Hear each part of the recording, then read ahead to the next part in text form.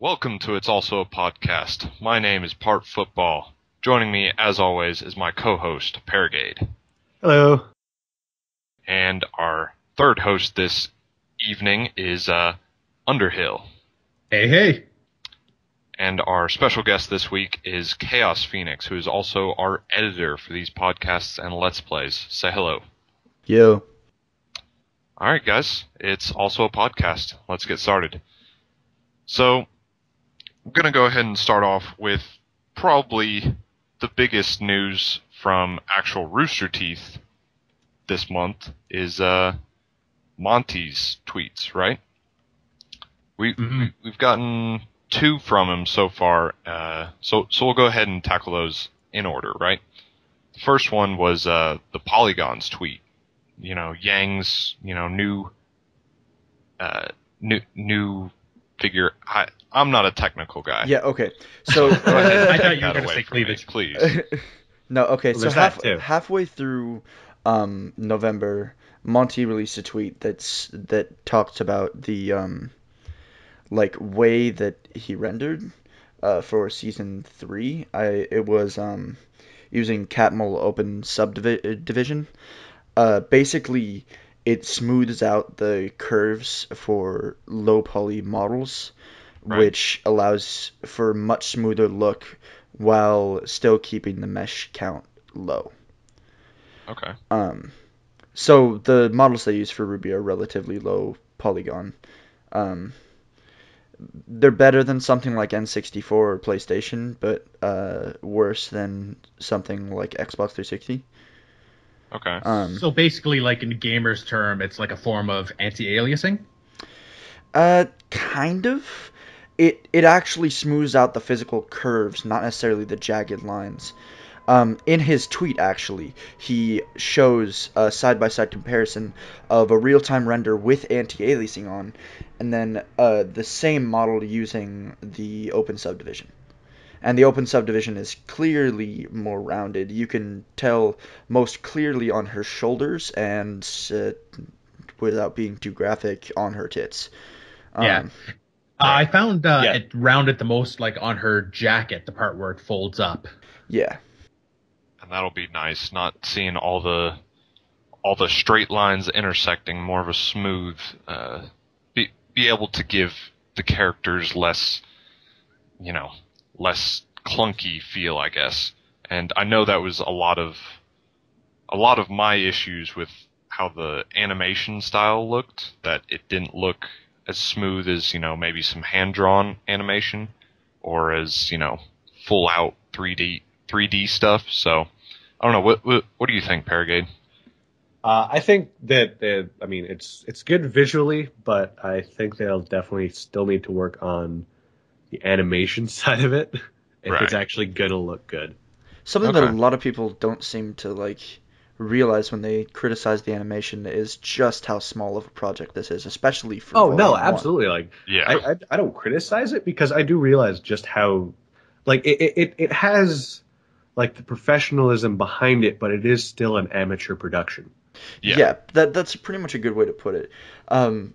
I really wish I didn't have to use this stipulation, but whenever I recommend it to anybody, I always have to recommend it to them with the stipulation that it's not like a full budget thing. It's not like an anime. It's, not quite amateur, but certainly nothing really professional either. Right. Yeah, More like of like a indie project, I guess, which, sounds really weird to say, but, they don't, until now with full screen's backing, they didn't have a ton of capital to get things rolling. Yeah, like it's nothing like it's good, but it's definitely not good enough to be on something like Teletoon or Cartoon Network. Right. But out of anything else that's indie animation right now, I think it's the best indie animation out there right now, to really say the least. Yeah, that's true. I mean, I'm not a huge anime person, or I don't really watch a lot of those shows. But do any of y'all watch anything else along those lines other than some of the big animes? Oh yeah. Yeah, a All little right. bit. I would say that Ego Raptor's animations are really, really, really solid. Although he's not really done too much recently. I was actually going to mention like Newgrounds stuff. Oh, okay. Like Yeah, Newgrounds. When you're talking about Newgrounds, though, you're talking about two entirely different sides of it, though. You're talking about the really, really crap stuff and the really, really good stuff. yeah, like Newgrounds is like a lot of like a wide variety of stuff, but like talking about like how like RWBY is one of the best like indie animations, it definitely has some tough competition from the top players in Newgrounds. Well, I mean, Like that's Zone. that's still impressive because oh gosh. I mean, I was thinking more along the lines of stuff like Bitey of Brackenwood or well, I mean, out of Utah or you can have them all. But Yeah. anyway, we were talking about or you specifically, Paragade, you were talking about the action scenes for as far as the animation. Is that what you're saying? not really the action scenes, but just like the animation in general. I think they need to spend a little more time on like frame by frame stuff. I've noticed they spend a lot of they rely pretty heavily on motion tweening, which is letting the computer calculate like the motion of objects, and it makes a lot of stuff look floaty, especially in stuff like walk cycles or run cycles. Okay. Like it's like they're disconnected from the world around them. Yeah, I have to say the go ahead. rotoscoping can be very lax sometimes, and that's what gives them the bad floaty feel. Yeah. That's the kind of the thing. They don't actually use any kind of system of rotoscoping. What they do is actually really interesting. They use a mixture of motion capture and keyframing. Keyframing is basically what he said, taking one frame and another frame and having a computer fill in between Now, to kind of fill in the actions. Let me interrupt you real quick. Yeah. Is that like interpolating? Am I getting that right?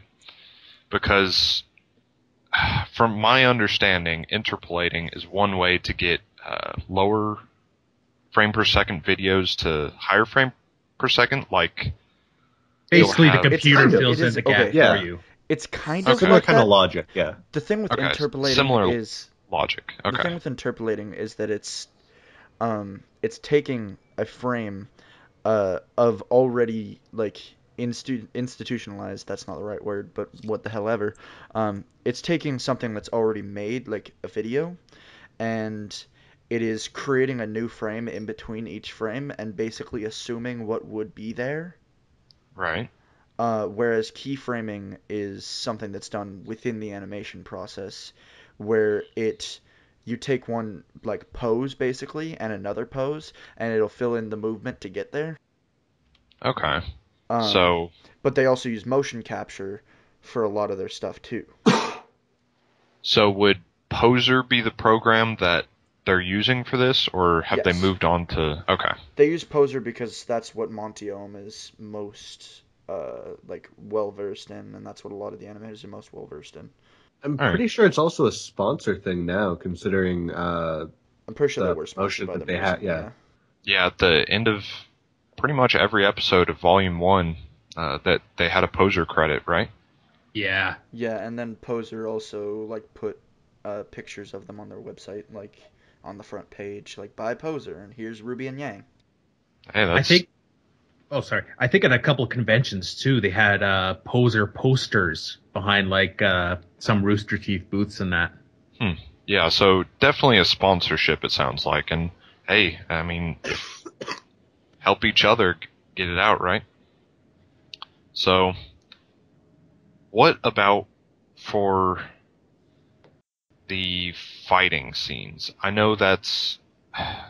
See, this is really my weak area. We don't have, the most athletic animators, I'm guessing. So they can't be doing all these flips and kicks. It's definitely not motion captured, because that's physically impossible. That's pretty much all key. Some of it definitely is.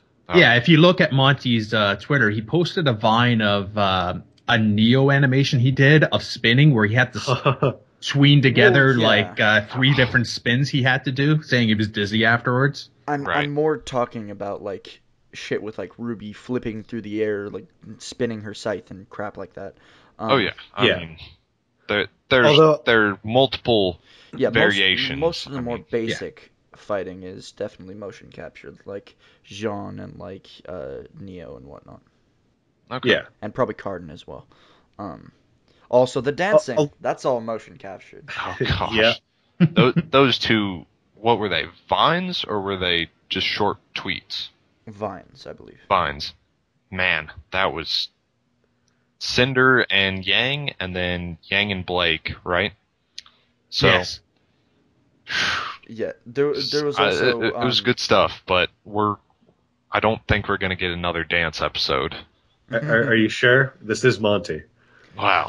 Well, actually, during Volume 1, on his Facebook, and I believe he also tweeted as well, on his Facebook, he released a video of him testing Jean's new rig, Right. and it was him, like, just kind of Oh, yeah. freestyle dancing to Gold from the Volume 1 soundtrack. That was pretty brilliant. good. Oh yeah, I think I remember that. And then didn't we also have on the extras for the Volume 1 Blu-ray, who is it? Sky? Well, one of the Cardinal guys doing that's a big Ursa, like little rap dance thing. I've not Am I actually going bought crazy? that DVD, so I don't know, honestly. I haven't watched the extras yet, to be honest. Oh man. I remember bought seeing a Volume 2 video. DVD recently, though, for the commentaries. Yeah, it sounds familiar, but I can't pick it off the top of my head.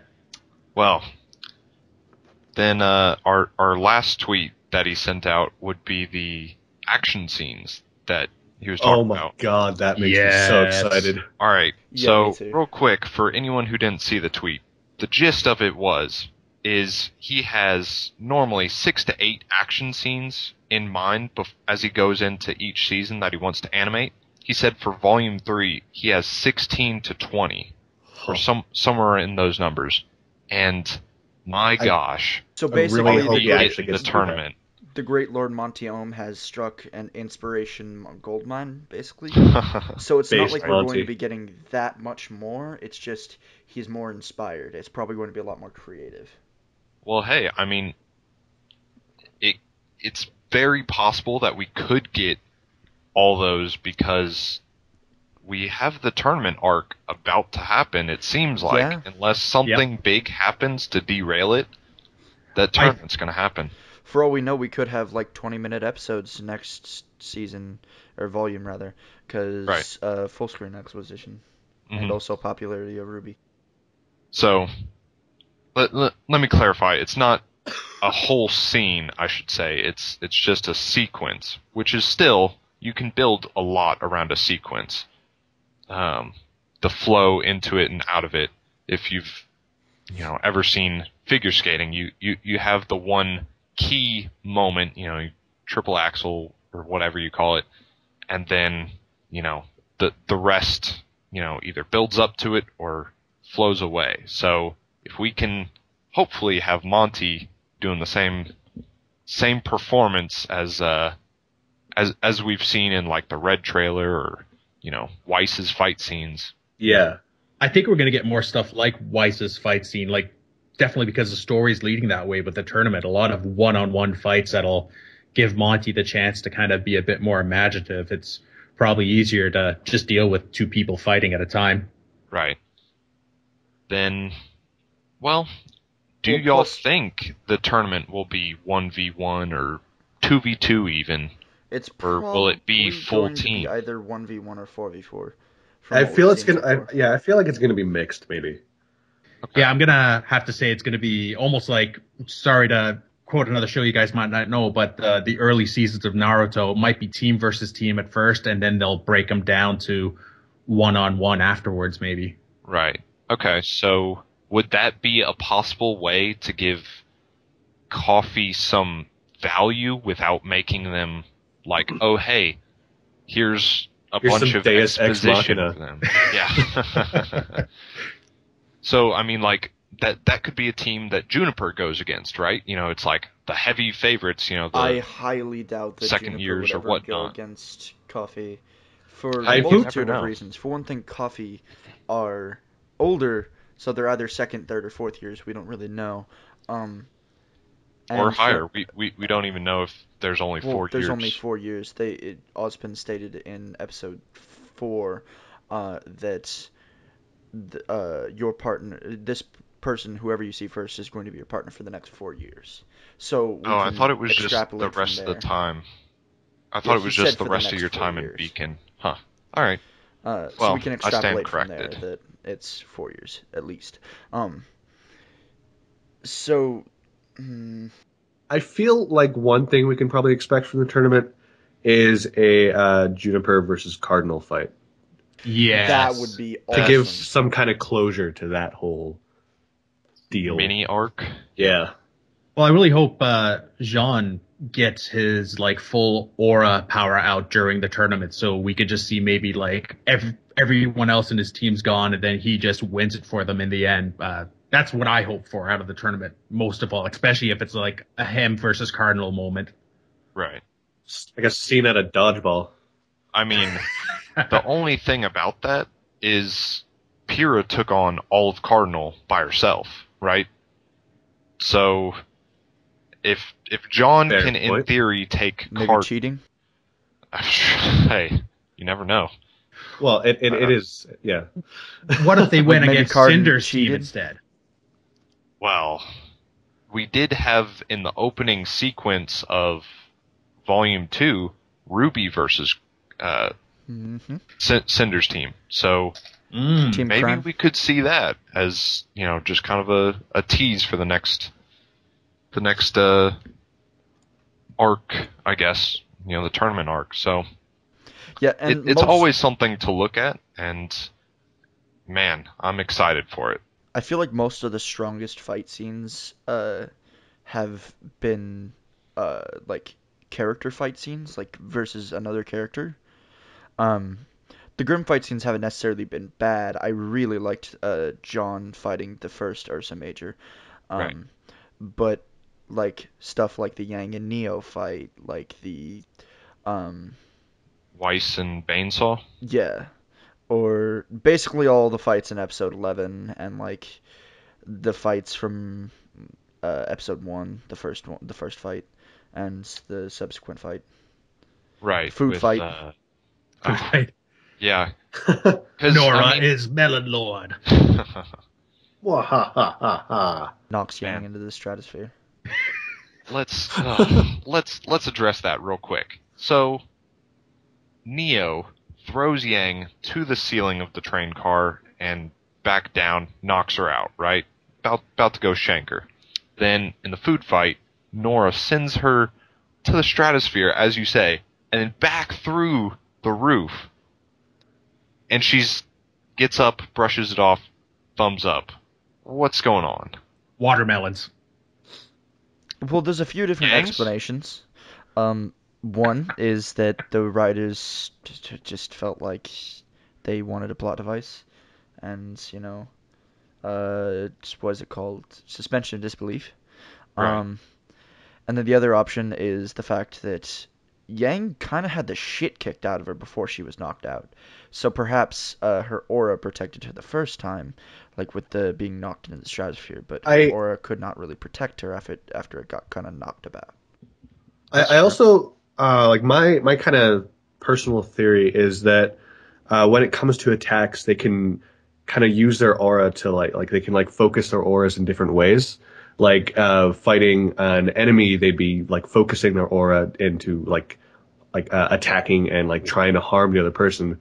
While something like a food fight where they're fighting friends, they could be using their aura to like soften their blows, so they still get the force, but they don't get hurt. Right.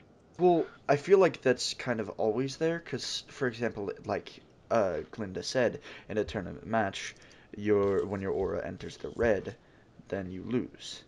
So obviously, aura's almost like health, or it's more like a shield, like from Halo. Like, think about the first Halo's system of health. You got the shields, and then you kind of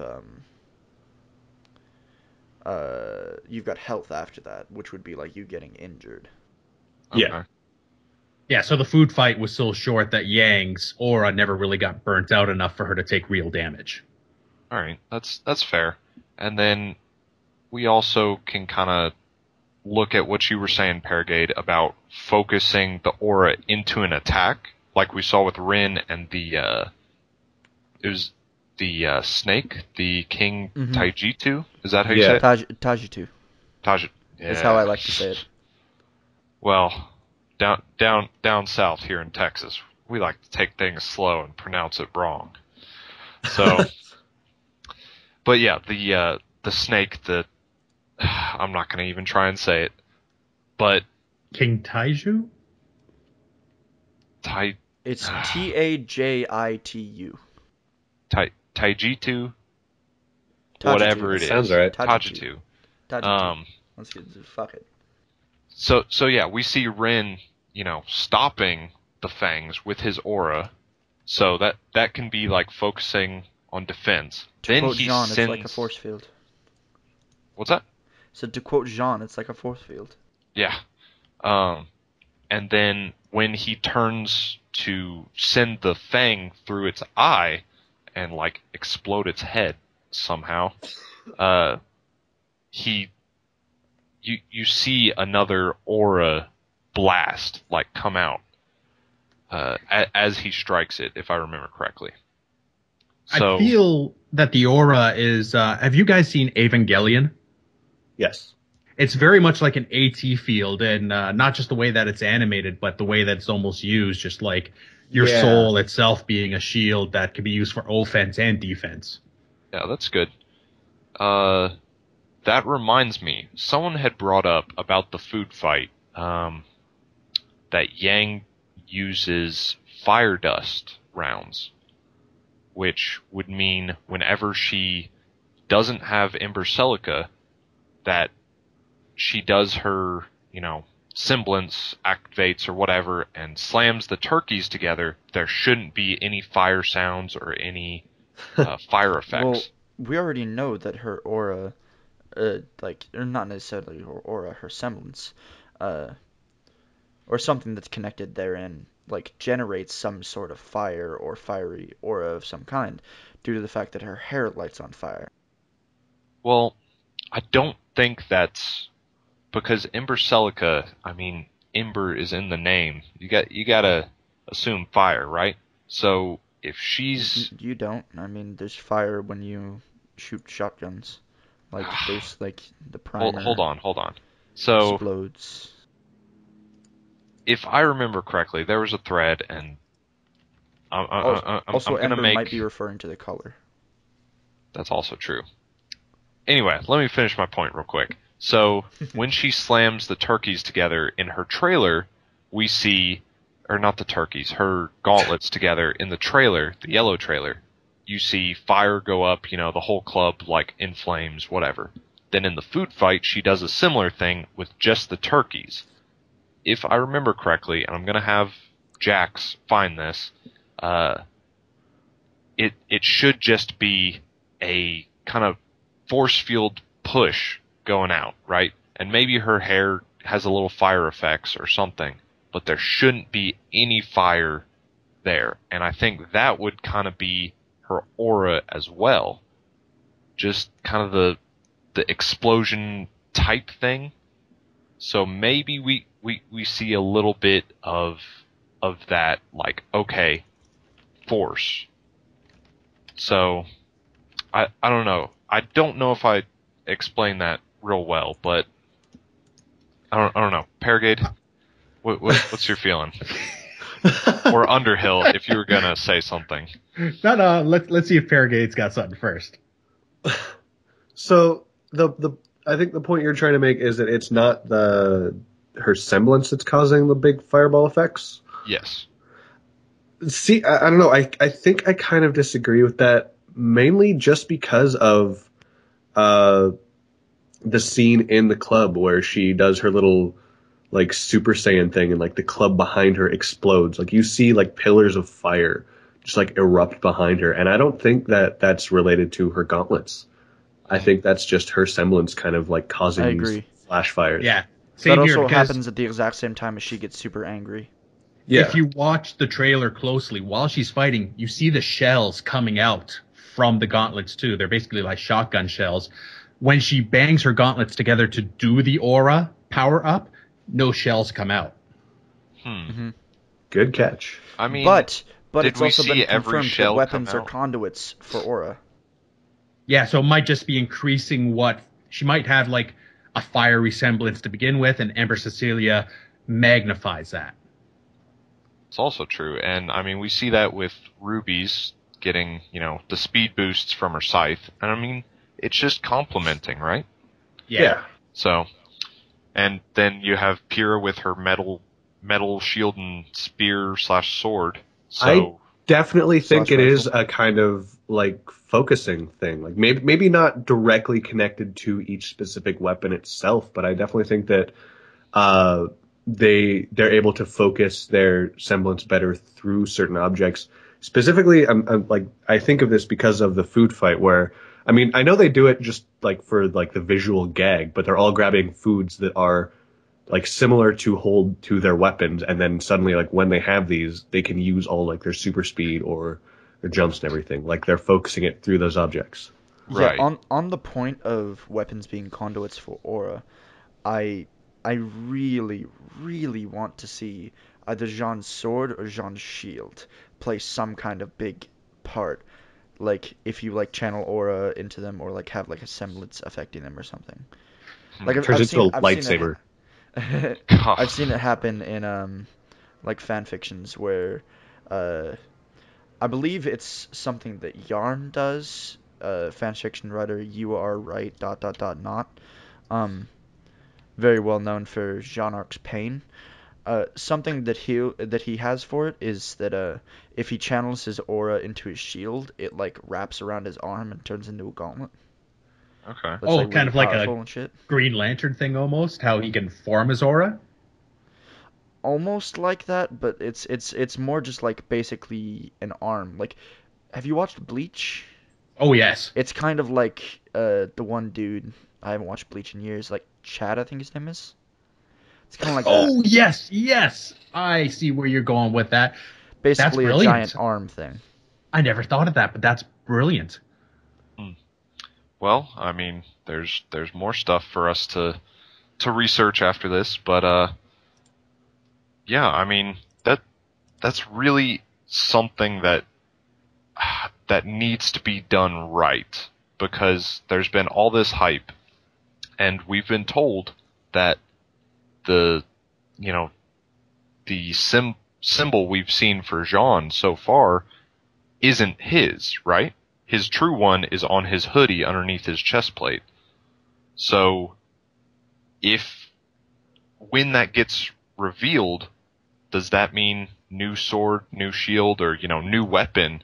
Because it's currently not a gun. And, if he finds out his semblance is something better suited to other than a sword and shield, could he have a completely new weapon? He might ditch the shield altogether. He might not need it eventually. I mean, honestly, like from what we've seen from other animes that Monty's taken inspiration from, and from other animes like this in general, or even TV shows like this, characters get upgrades.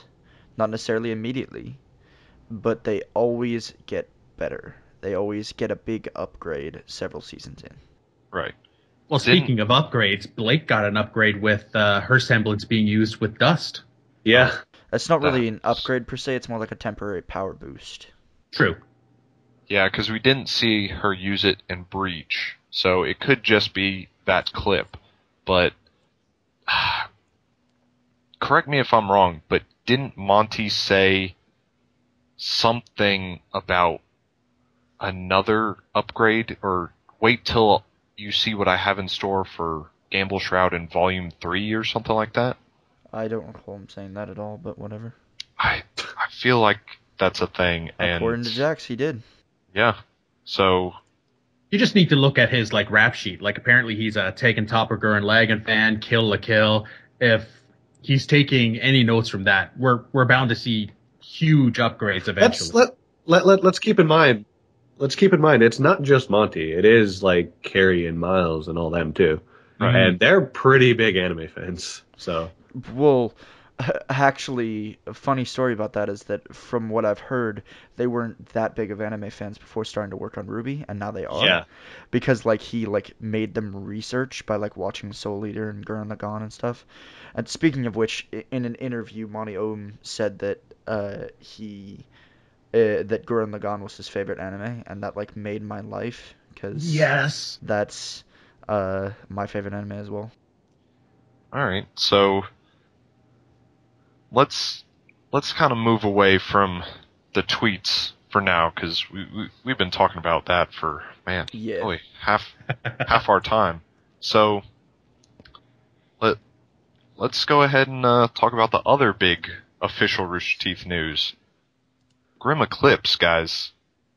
Did y'all play the alpha? I I never got around to it. I got distracted by other things. Oh. I'm so ashamed.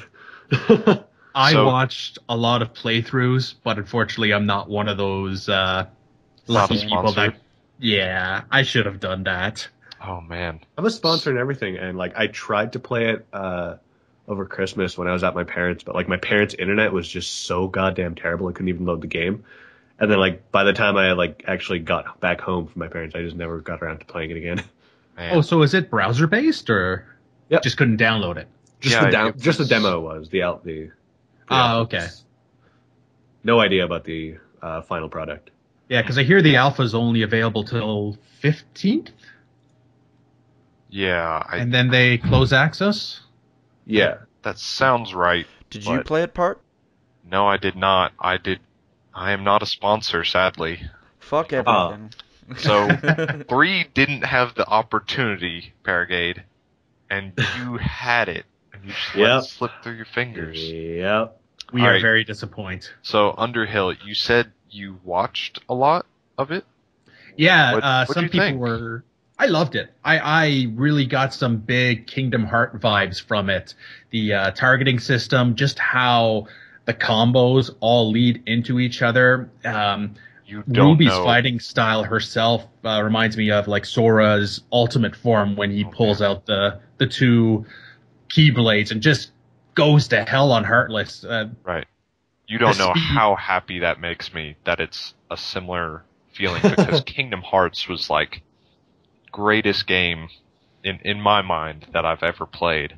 So I mean seeing that kind of combat system, I was like, "Oh, okay, that looks nice." But then seeing it actually in action because I had seen like the screenshots and whatnot, but seeing it in action, I was just I almost couldn't take it. I was just like, I need to play this right now, but alas, Paragade had the opportunity, but Yeah.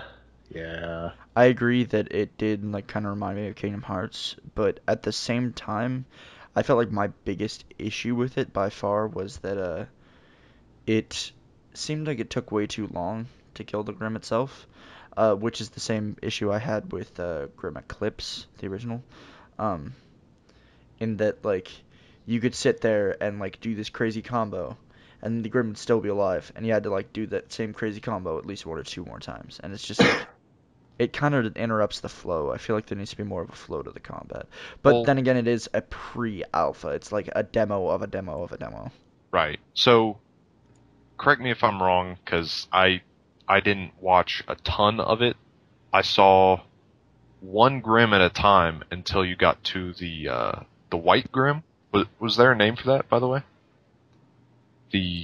I think it was just the boss, pretty Yeah, much. They just gave it a just a new boss. texture and just like, all right, he's got more health and more damage. Go at it. Yeah, I seem to recall that someone said, and it may have been Artuno who did play it, but it may have been there were 2 Grim at a time after you beat that one. I think that's in survival mode because there's 2 different modes. Oh, is there? Yeah. What's the other mode? Adventure, I think. Something like Yeah, I that. think it's adventure mode and then there's survival mode. Adventure mode's where. Extermination, that's what it's called. Oh, okay. All right. So extermination, you go from spot to spot. It's basically X's on a map, and then they spawn, you kill it, you move to the next X. And then survival is just pretty much they come at you. Oh, okay. Well, I mean, if it was exterminate, my thoughts on how I'd want to see it proceed. Extermination kind of sounds like you should have bosses at these locations, right? And right now, all they have is Beowulfs, right? And then, a buffed one for the boss. But further down the line, if you have, you know, the Deathstalkers, Nevermores, the King Taijitu, those could be your bosses, and then, have weaker enemies like the Beowulfs or Ursa running around just trying to attack you. Maybe we could have a little bit better balance between the enemies, but for right now, Alpha, it looks amazing. So, Paragade, I'm going to guilt you a little bit more. I'm still disappointed you didn't play it. I'm disappointed in myself. Don't you worry. Oh. So, what all... We have the Beowulfs, the Ursa, their major forms, the Taijitu, the Nevermore, the Deathstalker. Were there any other Grimm that we've seen? In the show in general, or for the game?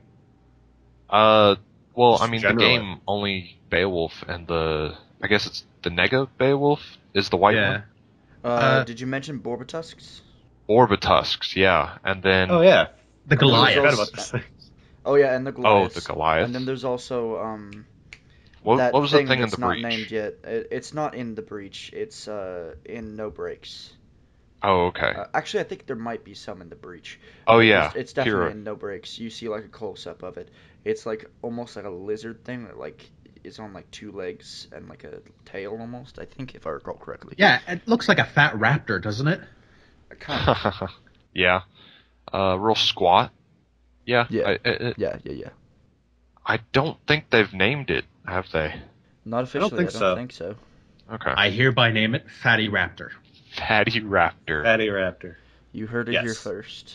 See, It's official. you need to name it so they'll remember you, Trademark. Underhill. You just gotta name it Swarly. Swarly That's- Raptor. That's all it is, right? This is a raptor that, because of its only two-legged approach, it always bashes into walls like a drunk. Named perfectly after me. There you go. Alright, so, I mean, if the alpha is still open, which I am feeling it's not, but if it is, Paragade, are you planning on playing it? Of course. Okay. Just to Now make that sure. I've been reminded of it, yeah. Yeah. Alright, so then... I get distracted way too easy. Oh. So, moving on to something more Move a subreddit. little close to home. Yeah. Yeah.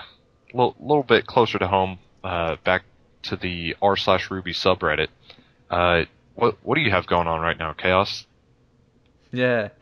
That's an excellent transition there. A brilliant segue. Well, if you point it out, it's not. Fair point. So, as of last night, the submission post is up for the which by the time this releases, pretty sure it's going to be no longer available, unfortunately. But for the third edition of /r/Ruby Sings, basically a month and a half ago at this point, I got an idea by watching /a/sings, which is That's- something that 4chan does, where they like just get like 50 people together and all sing an anime opening, and it sounds gloriously horrible. I thought, hey, that sounds like fun, but I don't browse 4chan. Wonder if I can get the people of RWBY to do this thing. And so I made a post about it, and it kind of took off just like crazy. And now we're on the third one.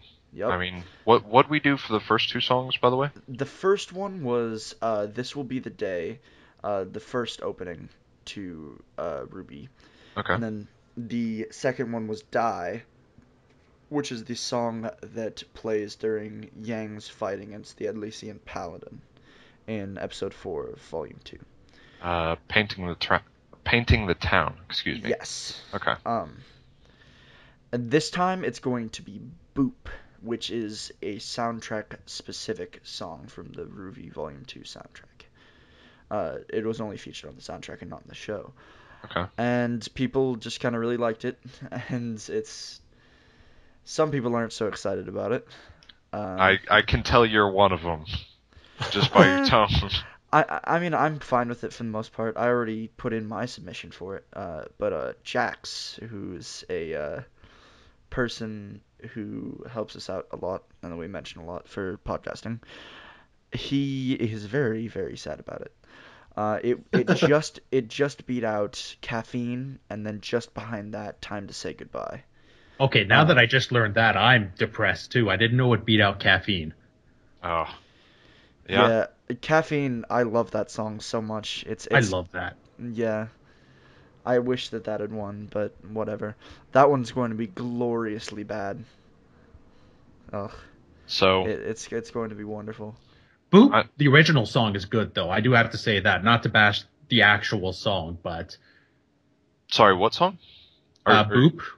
Oh yeah. Yeah, it's my second favorite on the soundtrack. Yeah.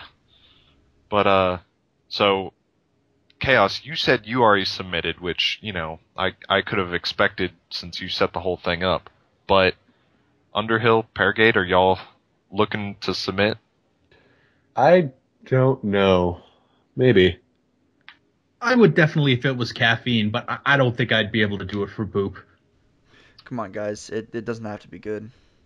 But it does have to be fast, right? So yeah.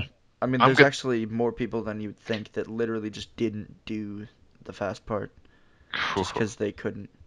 Like, they literally just went from, I have a tendency to babble, to hold Magnaheald's, I think I'm going to faint, which is the lyric after the fast part. Oh, yeah. There's definitely I do like a challenge. Tempting. Challenge? No, I can't say that. I gotta listen to it a couple times. Challenge before accepted. I gotta practice before I know. Yeah. It's been an awesome experience to be able to orchestrate something in the community like this. Yeah, that's got to be exciting. Yeah, I mean, I was one of the first probably 1,000 people to join /r/RWBY way back just after the release of Volume 1. I've been a part of the community for so long, and this is the first time I've just been able to bring it to something bigger than myself. I'm always around, but I never really did anything big. And just being able to get everybody involved, whether they want to or not. Yeah. It's awesome. I mean, that's something us podcast guys, the original 4, can definitely relate to. It was very stressful at times, but just such a great feeling seeing the turnout and the response of people, interested in being hosts, guests, or just, plain excited to see it get off the ground. Yeah, for sure. And then, huge shout out to Kim Asabi. Absolutely. Who is the audio editor for the project. He is a audio engineer, as a profession. And he just kind of stepped forward with the initial post and was just like, hey, this sounds like fun. This sounds awesome. I'll go ahead and help you out with it. And he's made it so that, honestly, it would have happened without him, but it would have been horrible. I'm a decent audio editor, but I've not got that much experience with music editing, in that kind of fashion, and it would have turned out so much worse. And honestly, even if I had gotten somebody different to edit, I don't think it would have turned out as well as it has. Kimasabi has just been invaluable. I'm just the organizer of it. It was my idea, and I've done all the organizing for it, but he really puts in the legwork. Speaking of organizing and legwork, and sticking on more official RWBY stuff, MonCon just ended for December, and January is just picking up steam. So let's go ahead and talk about December, and then we'll move on to what we've seen so far of January. MonCon, for those of you who don't know, is the monthly contest for r/RWBY. Basically, you get a theme and a character or set of characters, and you have to incorporate that in either a fan fiction or a piece of fan art. And it's organized by Mayri, one of our moderators on the subreddit, who's also very, very much a regular. He's more of a regular than a moderator, honestly. Hey, I mean, why not both? He pretty much only he actually told me he literally only wanted to be a moderator and literally is pretty much only a moderator so that he can sticky MonCon without needing to ask the mods.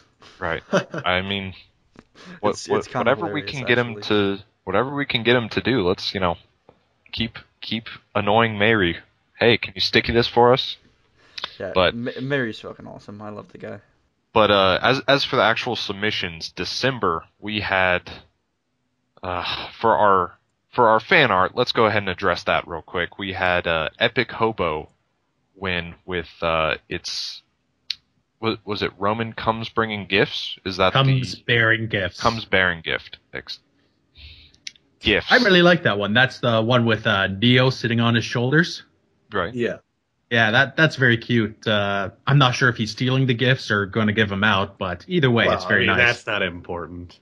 Neo is the gift, right? Neo is the gift. She's a little ball of murder. You just won a lot of points with like Posich in them. Oh, speaking of Posich. Don't get me started. Oh boy. Did you read Posich's beast of a submission? It was 11,000 words. One a shot. Different kind of family? Yes. Yeah, I think I skipped part of it trying to get through it last night just to be ready for the podcast. And yeah, that's a lot of work and effort put into that. Yeah, respect to him for the effort. I honestly preferred yours, PartFootball. Right. I preferred yours, and I voted for it. But I mean, it was a 12th of the words. Are you kidding me? It doesn't matter. Like, it barely even scratched 1,000, I think. He definitely put a lot more effort into it. No offense. But I felt like yours was a little better written.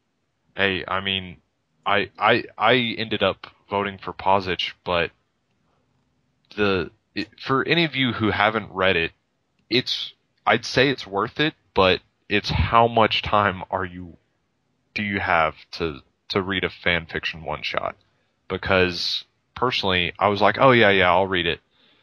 Are we allowed to give spoilers, or should we just leave people? I think we should stay away from that. Okay, I will mention it then. But also, Epic Hobo probably already has the winner for January. Hey man, he's the one that won. Get ready for some MS Paint magic from me. But for Posich's story, I was like, oh yeah, I'll read it. I'm gonna hop on the bike, as I'm working out and just sit there and read for like half an hour. Oh man, half an hour on the bike and then another half an hour when I was done and back home. Finally finished it. I was just like, well, there's an hour of my life I'll never get back, but damn it, if it was not worth it. It was a really good, I'm not going to say short, but really good one shot. Paragade, did you read it? I have not yet. I've been meaning to. I just have not found the time lately. Yeah, you'd like it. I don't even know what you like, but you'd like it. All right, fair point. So, just so y'all know, the theme for December was Roman and Christmas. So Roman Torchwick and Christmas or holiday themed. And so all submissions had to be based on those. And so our top 3 for fan fiction, if I remember correctly, was my short, second place to Posich, and then behind that would be the Drag. Drake? Yeah, it was Roman Claus, gift giver, cheer spreader, and dick to children. Oh, fantastic name. I think he should win a separate category just for awesome title. Yeah. Oh, excuse me. And then the top 3 for art would be Epic Hobo in first, with Roman Comes Bearing Gifts. Second place was Mad Gamer 2K7 with A Very Roman Christmas. And third place is Grimlock 420 with Merry Murder. Merry spelled as Merry Christmas. Yeah, I'm impressed that he did as well as he did. Like, even despite his getting third place, it was surprisingly good considering he did it in MS Paint over a matter of several hours. Does anyone else notice the shoes hanging over the tree in Grimlock's picture? It's sun. They look like sun. Yeah. So, I don't know if he's confirmed that, but it definitely looks like sun.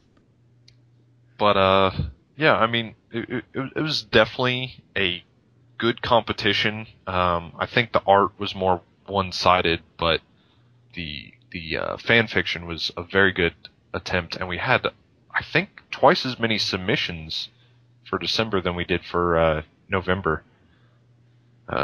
Correct me if I'm wrong, Jax, in the chat, but yeah, it's a definite improvement. So hopefully we can have even more submissions in January. And speaking of January, the theme. Do you want to go ahead and tell them the theme for MonCon, Paragade? Yeah, it's where the heck was that? I was just looking at it. It's punny. I'll tell you that much. Oh my god, where does that say that? Go on. Don't even. I wanted to kick you from the call so bad. Normally I'm a fan of puns, but come on, yeah. Step the game up. Boats. Quotation marks. Okay, so Arcos and boats. Yes. The instructions, may I say, were worded ship and then crossed out or, cut off, something like that. Then boats, boats, or something along those lines. And let me tell you, as a non-Arcos shipper, yeah, I was very, very frustrated with that. I was like, come on. So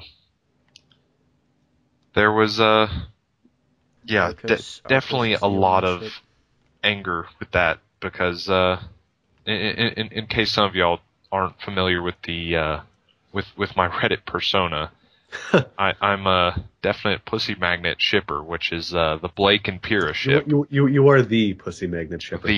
Yeah. I'm the only one in my boat right now, but a few more people will climb in. So yeah, I'm pretty sure I climbed in like the moment like I first saw that. First saw the name. Yeah. No, I mean that there have been maybe you do you. Yeah. Ship what you want to ship, man. I mean, there's no reason. Just know my that Arcos preference is the true one and only ship. And there it is. Man the cannons. So, but yeah, I mean, I think there's maybe I think we finally reached double digits of people that actually ship Pussy Magnet, for more than just the name. So I ship everyone with everything. Is there a name for shipping RWBY with Crescent Rose? I don't remember. Guns N' Roses. That's what it was. Yes. Sorry, I never heard it before. I just thought that was brilliant. The fact that exists is just like a testament to how fucking crazy our community is. Yeah, this is maybe the. Honestly, I can't even tell because I've been a part of maybe 4 or 5 communities that are as crazy as RWBY when it comes to shipping, and I think how are RWBY, you not dead? I think RWBY might just take the top spot for crazy shipping. Oh man, just barely. Yeah, I think before RWBY, I hung out a lot in the Last Airbender area. Last Airbender's bad for that. Oh Questionable my god, content's bad for that.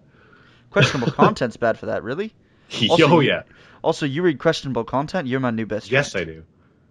I've been reading it for like years. Me too. I have a shirt, like a custom made shirt. All right. My friends got the shirt of like them in the top hats and suits with the beers. Yes, I want a bar like that. Anyways, because we're probably completely lost these guys, let's get back to the RWBY Well, yeah. discussion. Well, actually, What? we're nearing the end of our time here, so let's go ahead and plug our other stuff, and then we'll go ahead and get out of here. So next week, let me think for a minute. We're recording this on January 7th, and so Sunday, which is the 10th, 11th, something along those lines, is our first sample. It's also a let's play. So that 11th, excuse me, is Speedrunners, and that will be Artuno, Paragade, obviously, Chris, I believe, and then me as the Jagoff guest. Then the week after that, the next Sunday, will be the 18th, and that will be when this releases.